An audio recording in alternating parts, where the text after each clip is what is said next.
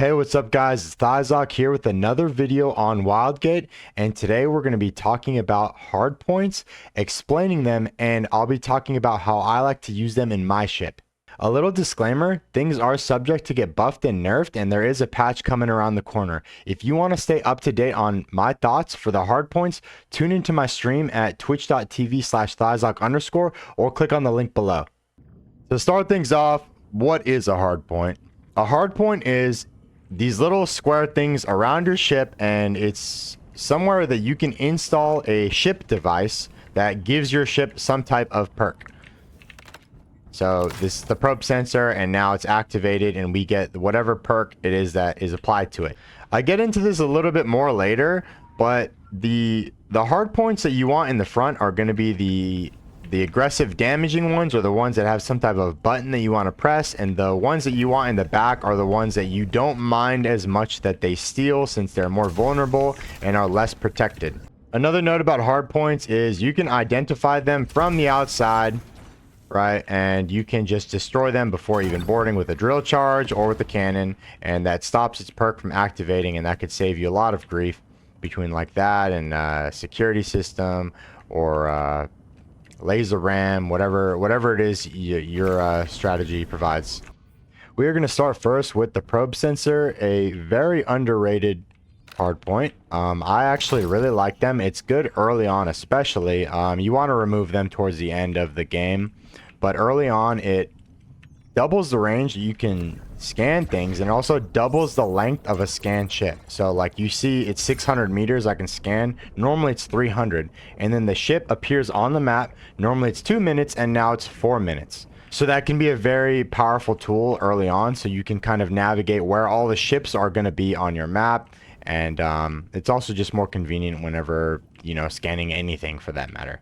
Next, we got ammo regen, which it just gives you ammo over time. It's very powerful early on. You definitely want to get this if you're low on ammo. Like, I would say it's safe to have one of these until you're at about 1500 ammo, and then you can, you know, swap it out for something better. It does not stack with another ammo regen. However, it does stack with the Sal Invention. Although, again, it's not necessarily needed. Just have this on for like a couple minutes, and then you can lob it. And a quick little tip. You can tell if you have an ammo regen just by opening your map. If that number is going up, is ticking up, then you have one. Shield device, pretty straightforward. It gives you 10% health on your shields, you know, outside of your ship. These shields right here.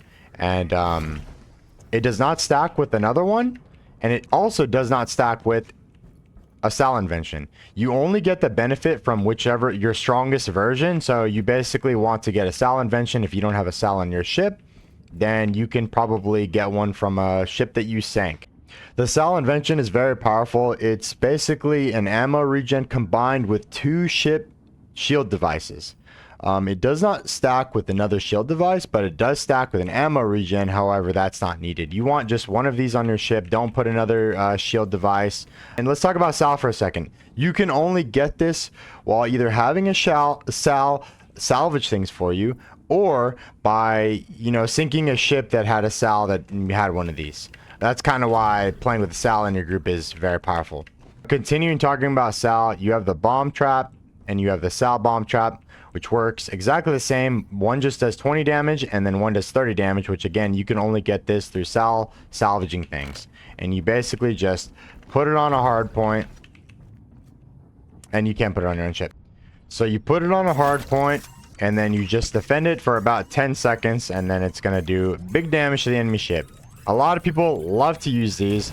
I personally don't use them, and I think that whenever they're on my ship, the enemy boarders are more likely to use it on me than I am to use it on them. So I usually just have our Sal just break them down, but if another boarder on my ship wants to use them, they can. If you are going to use them, you got to be kind of sneaky. You probably have to be your second boarder. If your first guy can get like a quad kill and you have like a free install on their ship, or if you have like the shield, the shield wall, you can like put it in front of you, like right here, and then you can get it while, you know, the pilot seat or this cannoner tries to shoot you. You have like a little bit of leeway, put it on, you know, then you can, you know, defend it or whatever. Very difficult to use again. So if you're going to use these, it's even easier to just kind of counter what I said, which is if you see that they have one when you're boarded, just try and throw that in. The security device, it has a button that can shut all your doors. I never actually pressed this, but I'm sure it has some value to it. But the big thing that it does is when you get a boarder, it notifies everybody. And that's very important for when you're going against like a moth that's trying to, you know, be sneaky and steal stuff, because he has a cloak ability. It's actually very good if you're boarding them. This is one of the first things. If you get rid of this, then you basically can steal everything off their ship without them even knowing. And they just won't be ready for you coming at all. I usually prioritize getting rid of other things first, but this is a strategy, especially if you're playing a thief. You can also just drill charge it from the outside, and you can do this with all the hard points, and that'll just remove its perk completely, and when you get in, it won't activate at all. Booster is very powerful, especially when in the scout, because the scout has 50% more boost, and then with the booster, you can do it 25% more often, which means it reduces the cooldown on when you can spend your fuel. And if this is especially strong if you're playing for the wild gate, or I mean, it's also just, you know, you can get away from ships easier, you can catch ships easier. It's, you know, if you have the slot for it, use it. Some pilots are very adamant about having this on the ship. I think it's good, but I would probably most likely put it in not one of the protective spots. Like, you can put it in any of this back area. You know, the back area is more likely to get stolen. If they stole this, it's, you know, not the end of the world, but it's nice to have them. Storm barrier makes you immune to the cosmic storm, and this is only important if you get the hazard, which it'll say on the right side of your map or in the pregame lobby on the computer screen. If it has the hazard for the cosmic storm, that's the only time this is even necessary. And you'll still get these in games that doesn't have the hazard, and that's why it's kind of good to have a Sal. You can just break it down and, you know, get something else from it. Another note about the storm barrier, you can actually break this on the enemy ship while they're in the storm, and they will immediately start taking storm damage. You could break it by shooting it with the turret, hitting it with the ram, crashing into them where it's located, right? Just see where it's at on their ship, and then you can hit it, and that'll help you win a storm fight. Fire barrier is actually a little underrated. It reduces the fires on your ship by 50%. Now, what that means is, you know, when you crash into someone or you're taking damage and the fires are everywhere, you have to take them out, you have 50% less of them. So that's kind of nice. And then, you know, you're also immune to lava asteroids completely, which is kind of whatever, right? Just don't drive into them. So you don't really need this. I prioritize this pretty low, but there's some differing opinions out there. Smuggler's turn, very good. It gives you a button on your ship that allows you to turn the ship faster. And if you're in the Hunter, it stacks with that. So that, as you can see, my number 9 button, you pop it, right? And then you can turn faster in the ship. And, you know, nobody's actually going to steal this from you. So you can put this like in the back somewhere, you know, one of your vulnerable spots. Ship core, it's plus 10 max ship health. And you get this from a destroyed ship. You get it from their reactor. And I think this is an overrated hard point. You know, sometimes teams quit out. You can see they quit out. You can see where their dead ship is on the map. You can take a turbine, go over to it and grab it. It's really not that big of a deal. If you sink a ship and you're in a hurry and you have something to get, this is not normally the thing that you want to get. Some people will do that. I would rather get their ice or their fuel if I'm low on that. I'd rather get their most valuable turret, you know, because sometimes you're getting third party. A ship is running at you. You have time to get one thing. Don't grab the ship core unless you actually just need nothing else and you have room for it on your ship. The Mega Core is a much better version of a Shield Core. It's 30 health instead of 10, and it gives you a passive effect of healing the ship over time. It's 1 health every 3 seconds without pressing ice. So if you're not even fighting anyone, you don't even need to press ice. Your ship will just get healed over time. So as you can see, we're at 88 health, and it's slowly moving up. It's really nice, right? If you know you're about to get into a fight, though, you still want to just press your ice button if you have the ice. The downside of this is that if you have a Mega Core, that means you didn't get an entropy cannon, and an entropy cannon is better, and you only get this through the same methods that you get an entropy cannon, which is either the vault or the monolith. And every single time you should pray that you're getting an entropy cannon. Now we're starting to get into some of the real juicy ones, and that's the mine layer. This is probably the best hardpoint in the entire game. This thing single-handedly can sink ships. You can run double mine layer on. You should run this in the front, by the way. Front-facing mine layers are the best. You can also use it in the back. If you're running away from a team and they're chasing you into mine layers, it could be devastating. But if you're the stronger ship, you have the stronger borders, you park them, you press this button, it shoots them out. And each one of those does 10 damage to the ship. 30 damage is very powerful. Now, they're not going to go off because there's no ship here, but this can also kill your teammates, which is very scary. A lot of times borders will go and they'll die, so try to communicate and say that you're sending your mine layer out. Also, you want to be very careful when using the mine layer because you can damage your own ship with it, and again, you can kill your own borders with it.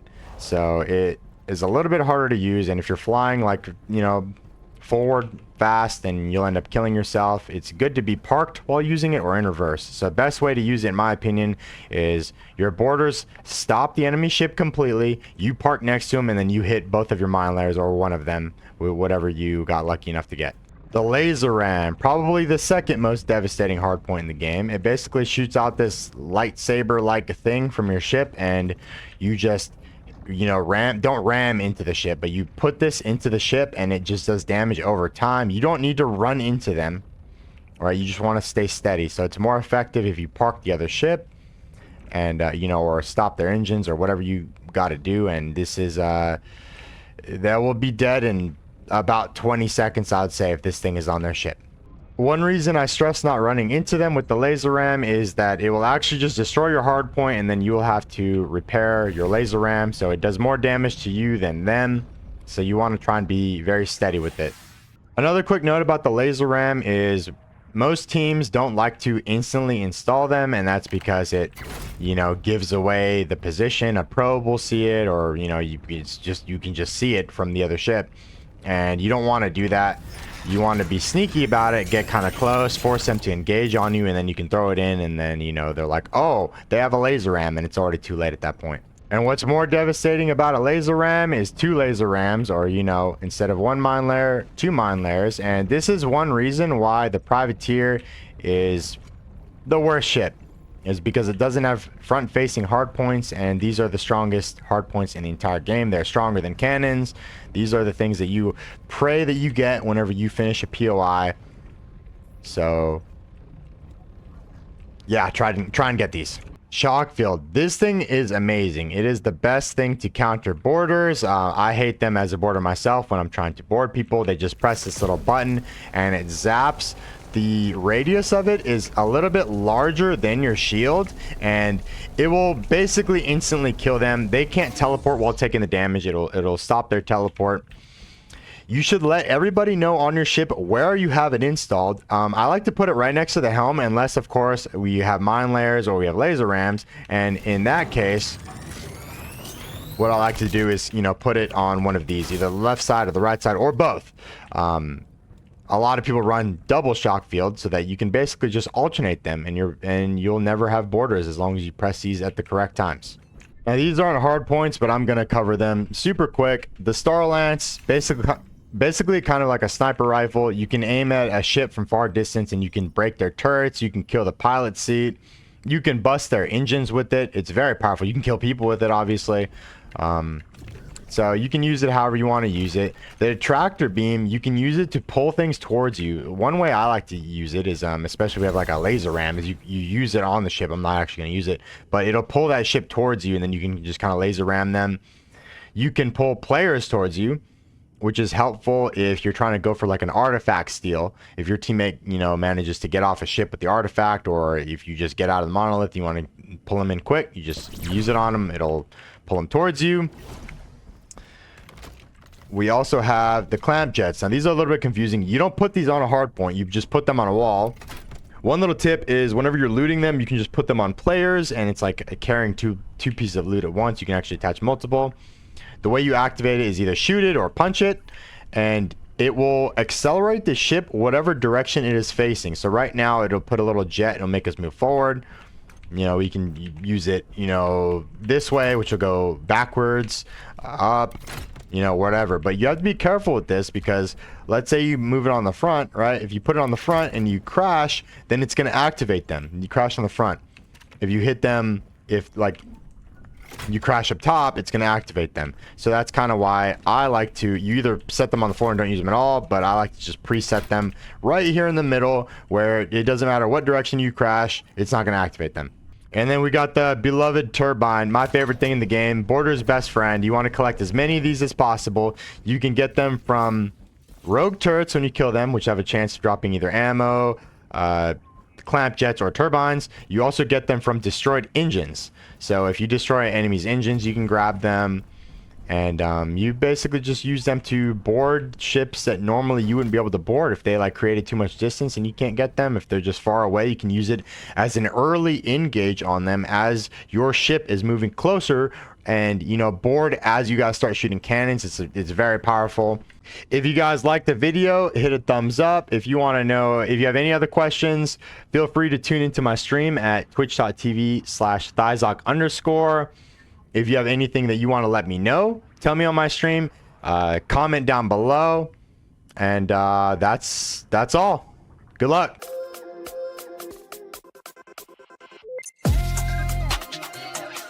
Wow.